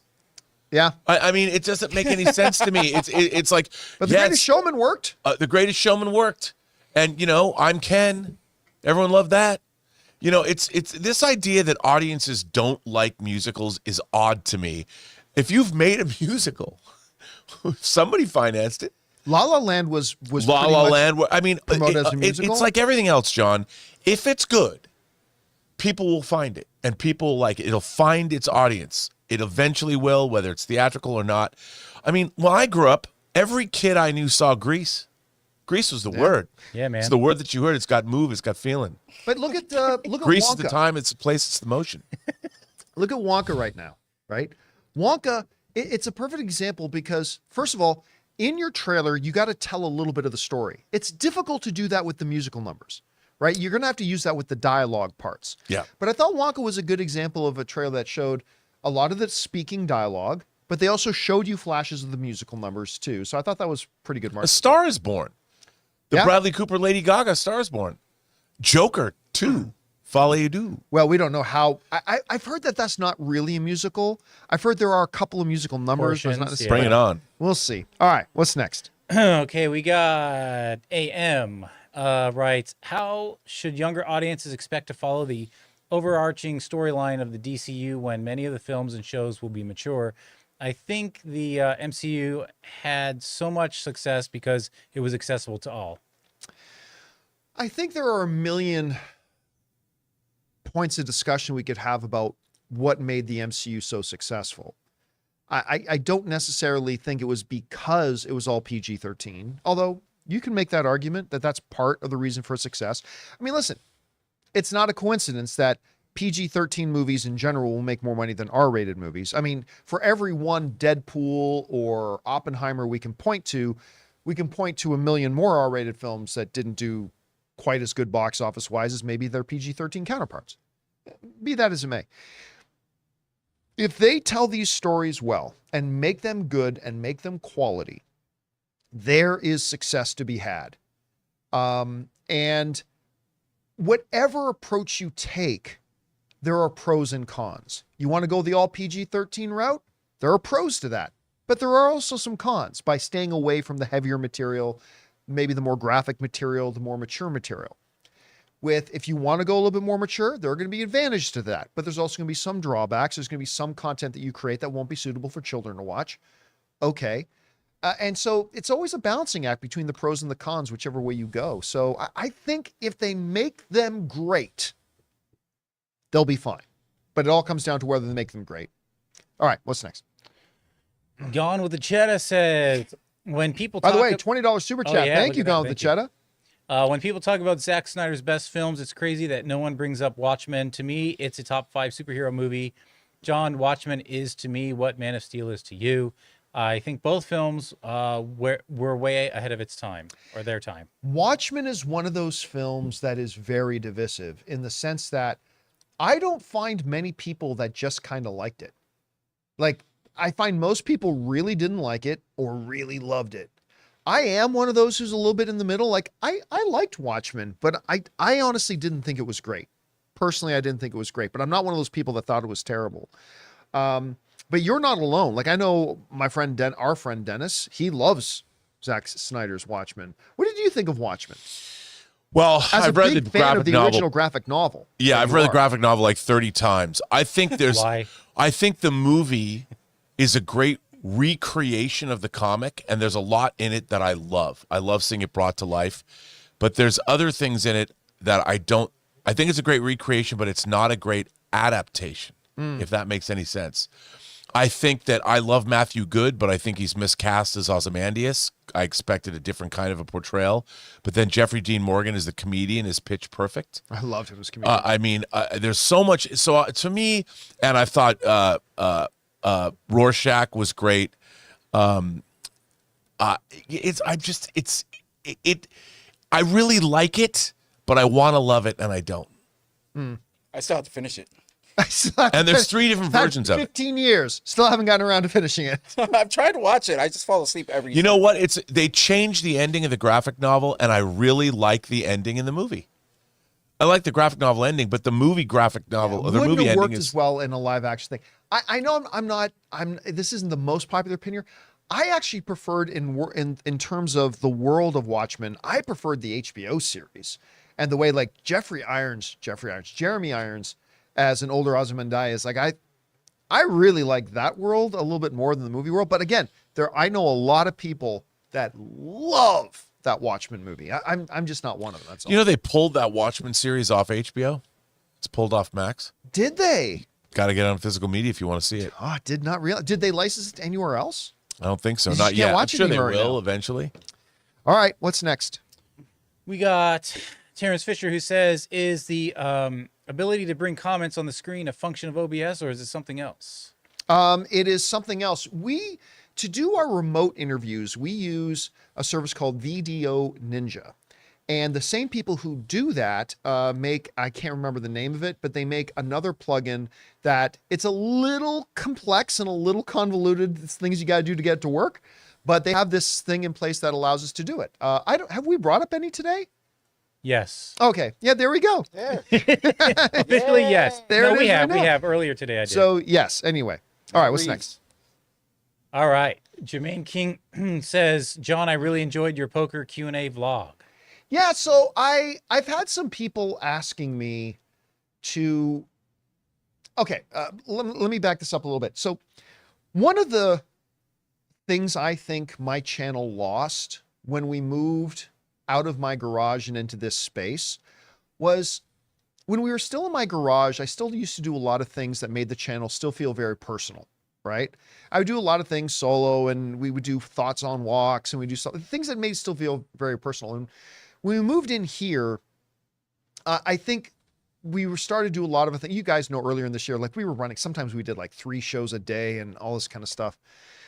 And I made the one decision to kind of cut back a lot on what we were doing. But I was talking to Ann and I realized we really don't do a lot of personal content anymore. So I had a day where on Saturday, Ann was going to do the Squid Games experience in LA, which she and our friend Laura had a great time, or Kat had a great time. And I was going to drive out to Palm Springs, play poker. I thought, you know what? Since I got like an hour, 15-minute drive to go out there and I'm going to have some time to kill, why don't I do a vlog and I'll answer some questions and stuff like that. So I did a little thing. I put it up on the channel there. You guys can go find it. And thank you for commenting. I actually had fun putting that together. I hope to do more content like that, including a return of Thoughts on Walks, or a version of Thoughts on Walks, the fireside chat, where I just sit in my backyard by my fireplace. But I'm going to try to start incorporating some more personal stuff into the channel again. All right. Thanks for asking that, man. All right. What's next? Chef Rigo says, just like you, John, I hated when I first saw, I think he means a film I hated when I first saw, but upon second viewing, I ended up loving was by Tarantino. For me, it was Once Upon a Time in Hollywood. Yeah. For me, I hated Inglourious Basterds the first time I saw it. I don't know what you saw. And then I watched it like a year later. I'm like, what? Why did I hate this? I love this movie. I to this day, I don't really have an explanation other than maybe I was in a super bad mood the day I saw it for the first time. But there's never been a movie like that for me, that I absolutely hated the first time I saw it, and then I ended up completely loving it. Once Upon a Time in Hollywood's a really interesting thing to me, because I enjoyed the movie. I liked what they were doing. The ending is just batshit crazy, and I love the ending. I love the ending. But I didn't love the movie overall. Like, I liked it. There's some certain elements I loved about it, but I didn't love it overall. I certainly don't think it's one of Quentin Tarantino's better films, but what did you think about Once Upon a Time? You know, also for me, when I first saw it, I didn't like it that much. I was a little disappointed, but I've come to love it because it's kind of a hangout movie. And once you know what it is, it's so much fun to revisit all of those things and what's happening and the characters. And now I've come to love it. I feel about it the same way. Like, I remember seeing movies like Dazed and Confused. And when I first saw Dazed and Confused, I thought it was okay. I love that movie. If I've got nothing to do, I'll throw on like a Dazed and Confused and just watch it because I like those characters. And that's kind of how Once Upon a Time in Hollywood is for me now. Boy, does it look good on 4K. Yeah. All right. What's next? Anthony Oste says, hey, John, any chance we see a Sherlock 3 with RDJ? Maybe Jack the Ripper with the conspiracy connection to the royal family. Merry Christmas, guys and ladies. Merry Christmas. I'm going to tell you right now, I've been wanting to see a return to that Sherlock Holmes movies. I like those Guy Ritchie Sherlock Holmes movies with Robert Downey Jr. and Jude Law as a great Watson. Yeah. I didn't like the second movie quite as much as I liked the first one, but I've been waiting, and they've been saying for years, we're still going to do it. We're still going to do it. I don't see it anywhere. I mean, I would love to, but I'll tell you what, with every week that passes, I think the chances for them doing a third one drop more and more. Yeah. So sign me up. I'd love to see it. I don't think we are going to, though. What do you think, Rob? Like you, I enjoyed those movies. And I think what a great chemistry that Jude Law and Robert Downey Jr. had. I'd love to see a third one. Round out that trilogy. Why not? But like you said, Robert Downey Jr. is getting older. My new obsession, John, is just watching Oppenheimer. Like, I don't care where I'm in Oppenheimer. I just keep watching it over and over. There's now clips on YouTube. The acting is so good just watching people talk to each other. And Robert Downey Jr. is so good in Oppenheimer. But I look at him and it's like, is he like 75 years old now? He's going to get an Oscar nomination for Best Supporting Actor, I think, for Oppenheimer. That entire cast, there's not one bad person in it. So good. By the way, I meant to bring this up earlier. So I loved Reacher season 1 on Amazon with Alan Ritchson.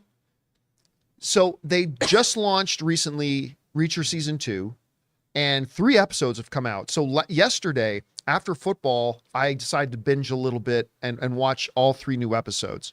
Can you bring this up, Jonathan? I think we found our new Batman. Oh, is it not working? Well, I got to bring it up. Here we go. Our new Batman? I think we just found our new Batman. I mean, this dude, This scene, this is a low res picture. This dude dwarfs Jason Momoa. This dude dwarfs my boy Henry Cavill. I mean, this guy is a monster.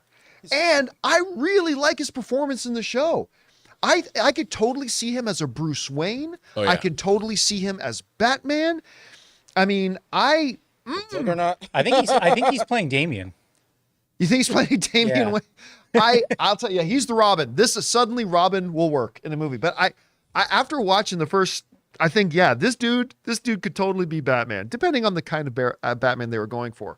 Of course, many of you will remember he was Aquaman in Smallville. But who cares? It's time for him to graduate up to Batman, I think. Okay, anyway, sorry. Let's go back to your questions. What's next? All right. Seconds from Disaster says, my girlfriend watched Blue Beetle with me and she liked it. And I liked it a lot more this time, but I still don't like Carapax or most of his dialogue. Cringy. Yeah. I'll give you that. And even the great Susan Sarandon, her character was a little over the top. I mean, listen, Blue Beetle was not a perfect film, but it was a fun, enjoyable little movie. I had a good time watching it, but I completely agree with your criticisms as well. They could have done a much better job on the villain side of it. Although I liked who they got playing Carapax. Like, I thought he did a fine job. It's just what they did with him was a little bit cringy. You're right. All right, what's next? John Redcorn says, have you seen Archer series finale yet? No, I haven't watched the latest season. It is one of my all-time favorite animated shows, Archer, but I haven't watched the newest season yet, and kind of breaks my heart that we're going into the finale. But no, haven't watched the finale yet. All right, what's next? Jay Logo says, John, how about that Cowboys whooping? There are a few things in this world that even if I'm having a bad day, will make my day seem better.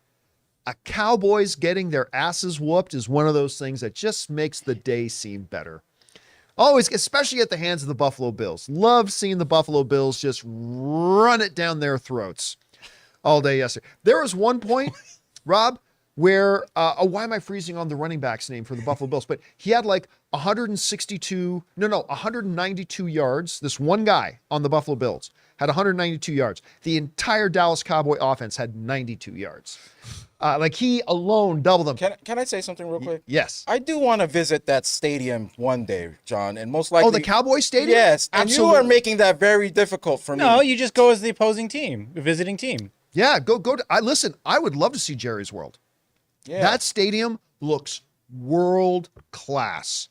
I mean, you still got to see SoFi Stadium. Yeah. Oh, no. I was there for WrestleMania.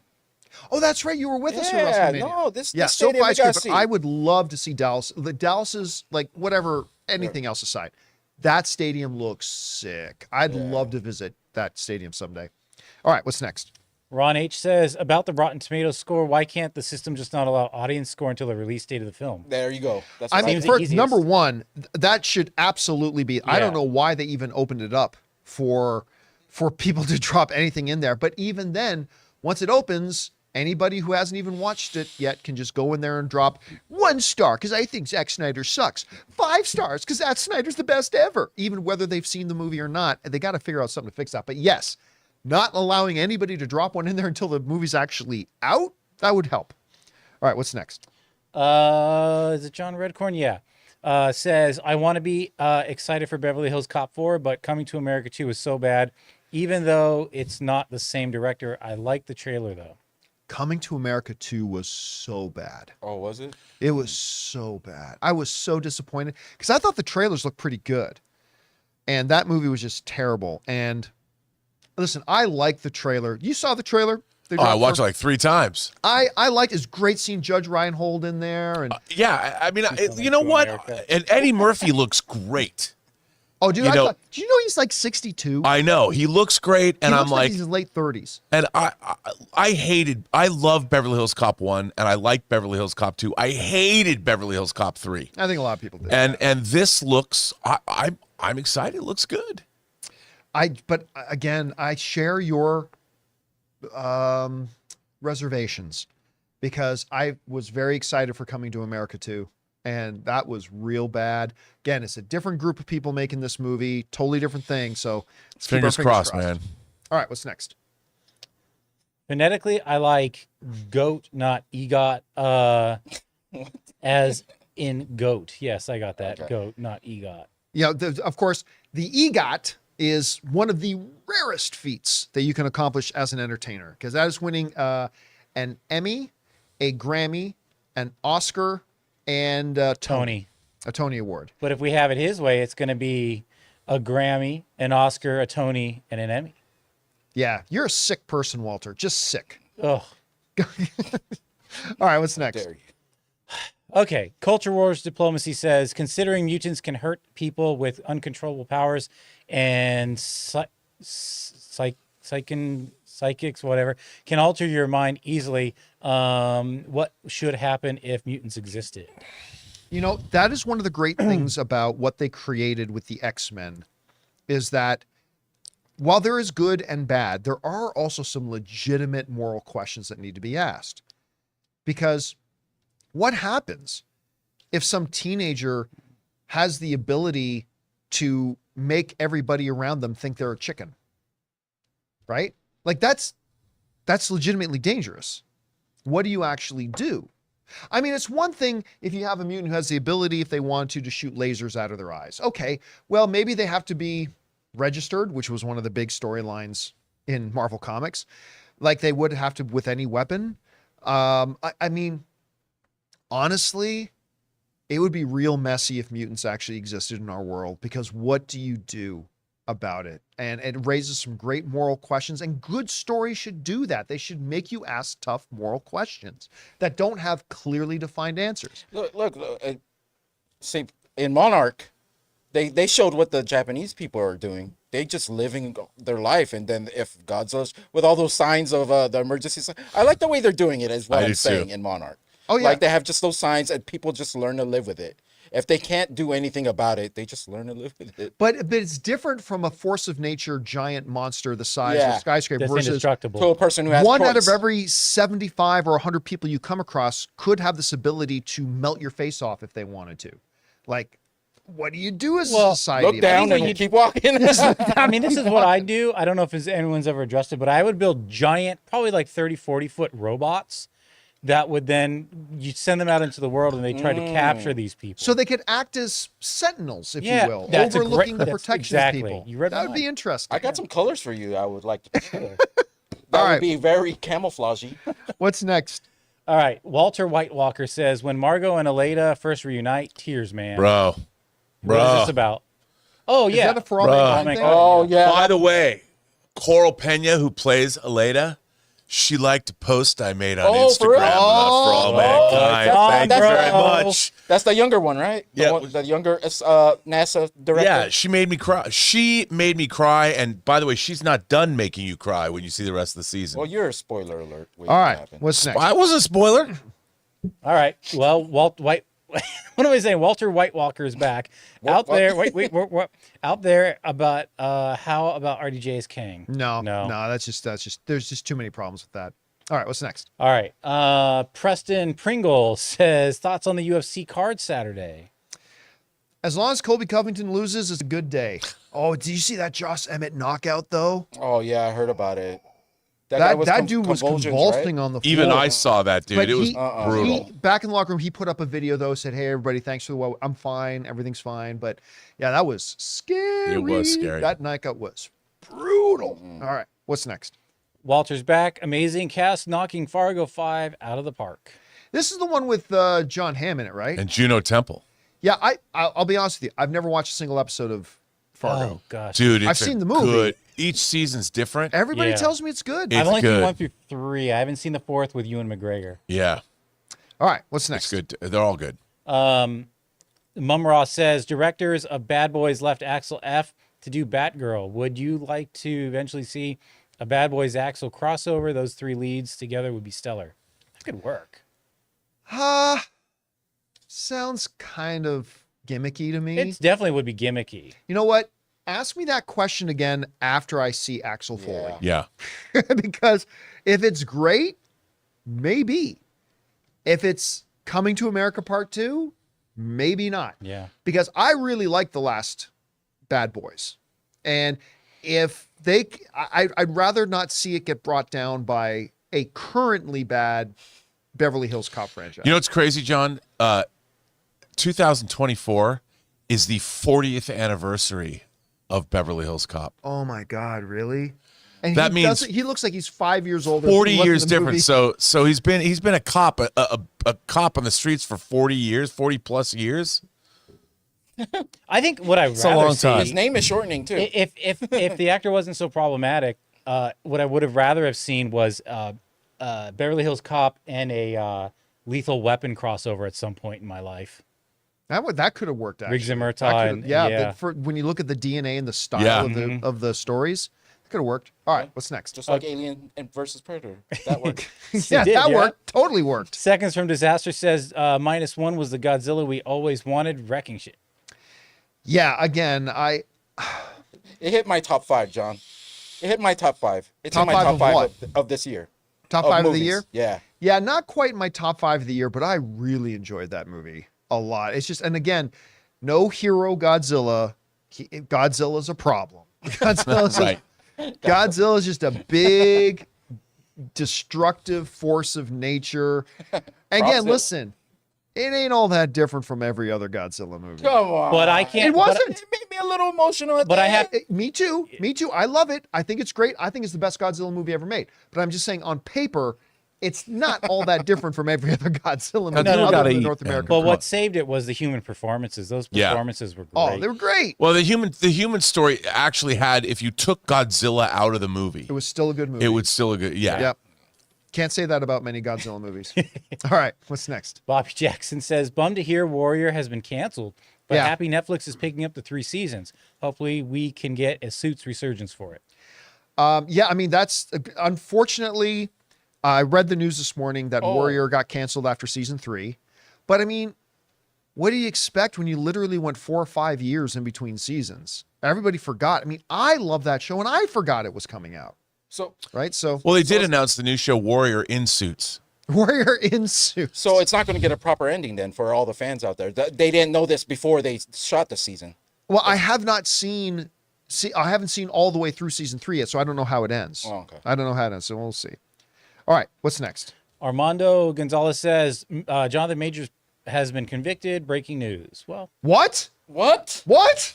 Hold on. Let's look this up. Okay, Dude, yeah. it's like they're making a Madam Web movie or something. Again, Wait, they're making a Madam it's Web important to point out, though, and for those of you who joined us late, we did cover this earlier in the show. Look for the segment that we'll put up on the YouTube channel here shortly after the live stream is done. Just remember, he was found guilty on 2 of the 4 counts, and they are 2 of the lesser serious ones. It still holds the potential of jail time. I don't believe he'll go to jail over this. There'll be sanctions clearly, but well, we'll have to see all the legal analysis, though. We just got word that it happened, so we'll see. All right, what's next?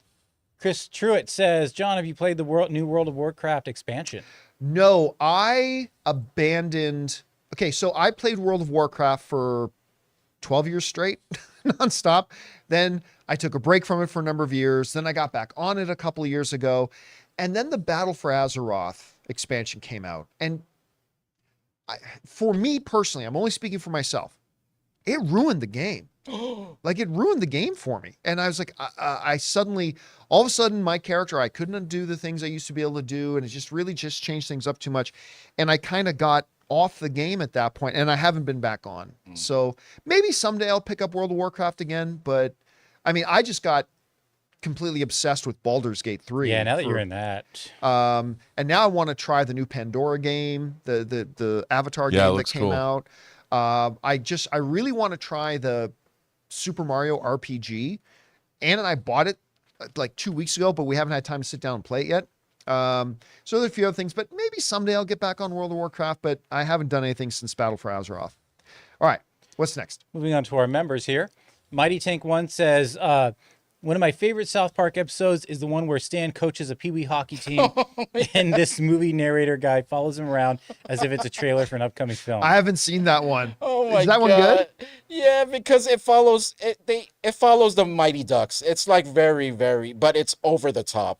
Like, we're talking about a baby hockey team, and they're placed against a pro team because the team that they're supposed to face dropped out for some reason, and they just go hard on these babies. We got a bunch of bleeding babies, and then they play the Karate Kid song. They're the best. Oh my God, really?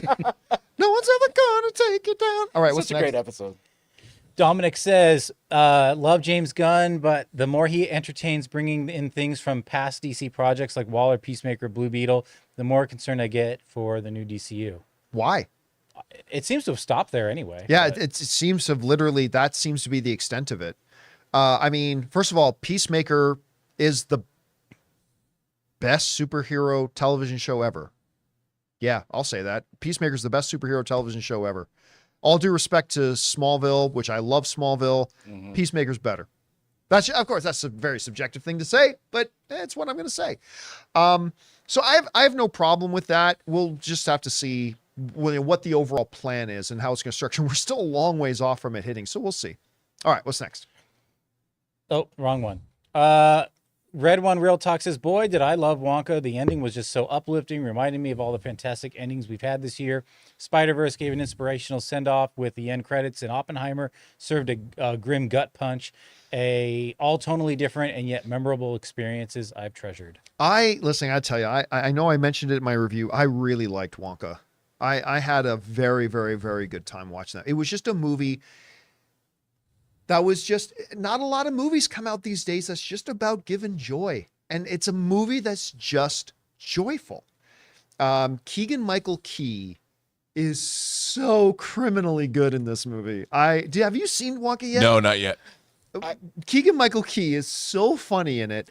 And one of the things that I love most, and I mentioned this before, is that Timothée Chalamet, everybody knows, I think, out of any actor, if there was one actor alive today who has the potential to be the next Daniel Day-Lewis, I think it's him.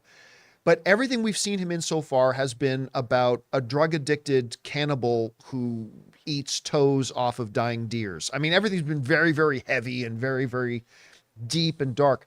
To see that he has that kind of range that he could step in and play Willy Wonka and play it really well.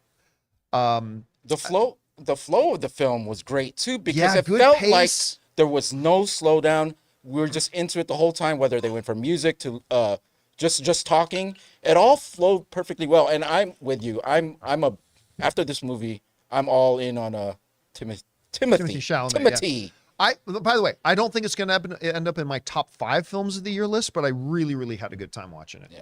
All right, what's next? The Brandon Salad says, hey, crew, was able to check out Manchester by the Sea and absolutely loved it. What a great, genuine story that felt real and had some incredible performances. Heartbreaking, definitely. Funny and feel good. It had it all. I mean, it's a powerful film. Yeah, I it mean, is. that Casey Affleck, did he get an Oscar nomination? Yeah, for he that? did. Yeah, he did. It's a powerful, strong, heartbreaking, kind of movie. It's a really good one. You should check it out. All right, what's next? Carmelo Smith says, hey, Chris and Ray, Netflix is going to make a remake of One Piece anime, and it's going to be done, but WIT Studios. Ray, I know there's over 1,000 episodes of One Piece, so here's your chance to get caught up. Although, wait, One Piece. Whether you're going to make an animated remake? remake Yes. of A it? remake. That's great. wow. That's Yep. great. Yeah, let's do it. I want to start fresh. I don't want 1,000 episodes on my shoulders. Because I'll tell you what, have you watched the live action one yet? I've only watched the first episode. I don't have Netflix. Okay, I told everybody I was not interested in One Piece. I'm not going to watch Sort it. of do. But then kinda I do. got sick. I got sick last week, so I was like, you know what? Whatever, I'll try it. I binged the whole season. It's really. I'm talking about the live action thing. It's wacky fun. It's seriously fun. How the It's turns have seriously tabled. fun. What's that? How the turns have How the tabled. turns have tabled. All right, what's next? Dr. Stinky says, hey, John and crew, I was at Best Buy yesterday and saw WandaVision as a DVD. I was confused, but I guess Disney's expanding their Disney Plus shows to DVD. Anyway, love y'all. Bring on the filthy. At least for a little while. I mean, we've been talking more and more about. Ann and I were in a Best Buy the other night. We went in because we were at a store beside it. Every once in a while, just like I call Best Buy my toy store. So we go in and we'll walk around Best Buy. They literally had one standalone small shelf that said movies on it. I thought we reported that Best Buy was nixing all the. Yeah, yeah. They At are. the end of the year. At the end of the year that they're Okay. going to be cutting out all physical media. We told stories about how like Australia isn't going to be getting physical media pretty soon. Like it's just, yeah. So I guess it's the last gasping breaths of it, and all while a lot of people are really kind of realizing the value of physical media. It is nonetheless doesn't fit into the business plans. Here's a strong sign that a store is gonna do away with them when they start putting the spine, like they no longer turn it. have the face. Same thing happened with CDs. They Yep. just turn them around, and now you have to go through like a library and go through them. Yeah, it's bye time for physical media. I'm sorry, Ralph. It's got a few years left. You got Yeah. boutique companies order direct. Yeah. All right, what's next? Amin says, yesterday marked 20 years since the release of Return of the King. As big of a Star Wars fan as I am, and even though I prefer the Star Wars universe more, I still think Return of the King is the greatest film of all time. I see no faults in the film. There's only one return, and it's of the Jedi, not of the King. One of the great lines from Clerks 2. Yeah. Star Wars is still Star Wars. I mean, that's it. But I have said before many times, I'm not saying that I think Return of the King is the greatest movie of all time. But what I've always said, right back to my movie blog days, is when you take into consideration all the disciplines that go into making a movie, writing, directing, acting, music, set design, effects, every kind of conceivable thing you put into, I think Return of the King might be the single greatest achievement in filmmaking ever. It's a borderline perfect movie. I love that movie so much, and to this day, it holds the record for most Academy Award wins. No film in history has ever won more Academy Awards than Lord of the Rings: Return of the King did at 11. There are two other films. Everyone who was nominated won. Yep. It was 11 for 11. Every Wow, nomination, it won. Wow. Every single one. Absolutely crazy. Now, there are two other films that have tied it. Well, that had won 11 prior to Return of the King. But no film ever in history has won more Academy Awards than that movie, including Best Picture. All right, what's next? Inalo says, I watched Copland this weekend for the first time. I enjoyed it. I like that Stallone's character was reluctant to do the right thing. What are your thoughts on the movie? Thanks. I think it's Stallone's best performance ever. I think his performance in Copland is the best performance So he's ever good. given. And who was the director of that again? James Mangold. That was Mangold who directed that, right? So, yeah. So many people, when you bring up the conversation of Stallone movies, Copland is one a lot of people always forget about. Ray Liotta's in that one too, right? Yeah, Ray Liotta. Copland is great. So it's good. a great movie. All right, what's next? We got Fett's Hand says, hey, John and crew, hope you're feeling better. Have you had a chance to check out Reacher? I liked it, and I'm glad we'll get season 3. Yeah, I'm still a little bit under the weather. I've got Halls right now that I'm chewing on, but much better than last week. Thank you. By the way, side note, we're going to be doing an open mic later today. We did no open mics last week because it was a real struggle for me just to get through the John Campea show all last week because I was sick. But I am going to do an open mic later this afternoon. Hope you guys will come back and join me. Yeah, as I mentioned a little bit earlier, I have started watching Reacher season 2, and again, look at this guy again. I mean, just bring this. Look at this guy. This is ridiculous. But the show, I'll say this. I told Rob this too earlier. I'm not enjoying it quite as much as I enjoyed season 1. I loved season 1. But I have very much enjoyed the first 3 episodes so far of season 2. It's especially that opening scene. Did you see the clip of it online too? Oh, yeah. The woman's at the bank machine. It's like the opening scene of season 2. Is that guy carjacking you? Yeah. Just boom. It's pulling out beats. It was great. Oh, so good. Great. Yeah, I'm enjoying it so far. All right. Last question of the day. What's next? All right, this is our last one. Jared Vester says, hey, John, I'm not sure if you heard about David Benioff and D.B. Weiss' new project on Netflix called Three Body Problem, but I've read the books that it's based on, and if the show is done well, I can see it being a big hit for Netflix. Probably won't be the next Game of Thrones or anything. Anyways, have you heard of the show or books? If so, what do you think? I've not heard of the show or the books. Dude, Are you familiar I've with read the books. I've read the trilogy. I've also watched the Chinese series. Oh, it's called Three Body Problem? Well, the Chinese series is just called Three Body. The books the Remembrance of Earth's Past is the name of all 3 books, but the 3-body problem is the first book in the series, and it is epic science fiction. What's the basic conceit of the story? There is an alien race called the Trisolarans that have figured out that we exist, and they send an invasion force to Earth, but they're not going to be here for 400 years because space is a big place. And we know they're coming? I guess that's kind of, and it's how does humanity and how do the scientists deal with this problem? And it goes from there, and it becomes crazy. Epic. That sounds really big. It's sounds like huge. it would It's be- gigantic. And the thing is, if you watch the Chinese series, where they also adapted the first book, is like 30 episodes long, and it's on the Tencent channel on YouTube. That's how I watch it all. It's a really good adaptation, but it gets really crazy. All right, guys. And that'll do it for today's installment of the John Campea Show podcast. Thank you so much for being here and making the show part of your day. Big special thank you to all you guys who sent in those questions. Number 1, you gave us fun things to talk about. But number 2, you supported this channel as you did it, and all of us involved with the show. Thank you guys so very much for your support. Again, don't forget, we're going to do an open mic a little bit later. So if you still feel like hanging out and talking about some movies and stuff, come on back and join us this afternoon. That'll be around 3:30 Los Angeles time. We're looking forward to seeing you guys then. And make sure you come back and join us again for tomorrow's installment of the John Campea Show. So for Ray Ora, Turtle power. and Jonathan Voico, Later. writer, director, producer Robert Meyer Burnett, my name's John Campea. And until next time, my friends, bye-bye.